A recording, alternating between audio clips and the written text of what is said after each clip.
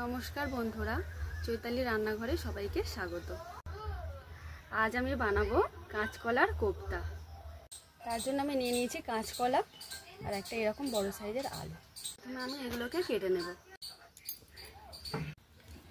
এবার আমি এই কলা আর আলুটাকে সিদ্ধ করে নেব।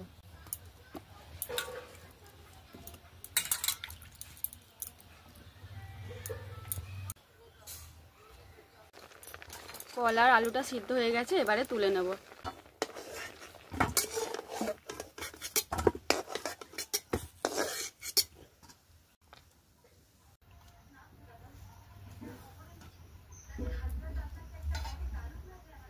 এভাবে আমি ছাড়িয়ে নেব।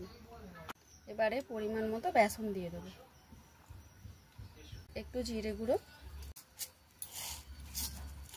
একটু কালো জিরে দেব, লঙ্কার গুঁড়ো, হলুদ গুঁড়ো, একটু কাঁচা যেমন ঝাল খাবেন তেমনভাবে দেবেন, আর স্বাদ মতো নুন।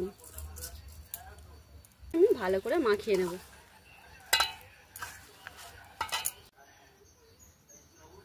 কড়ার মধ্যে একটু তেল দিয়ে দেব। এইভাবে করে আমি গোল করে নিয়েছি, নিয়ে তেলে ভেজে নেব। তেলটা এবার গরম হয়ে গেছে, এগুলো তেলের মধ্যে ভেজে নেব।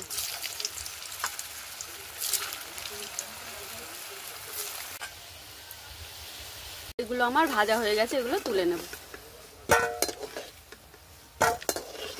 তেলের মধ্যে দেব 5 ফোড়ন, তেজপাতা, কুচানো টমেটোগুলো দিয়ে দেব, নুন,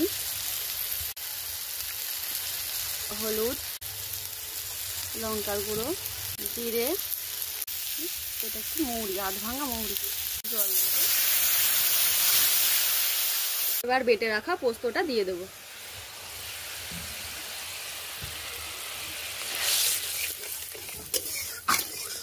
রাখা কোপ্তাগুলোকে আমি দিয়ে দেব।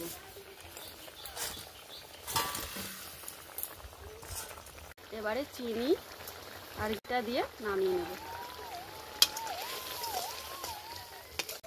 এটি আমার হয়ে গেছে, এবার নামিয়ে নেব।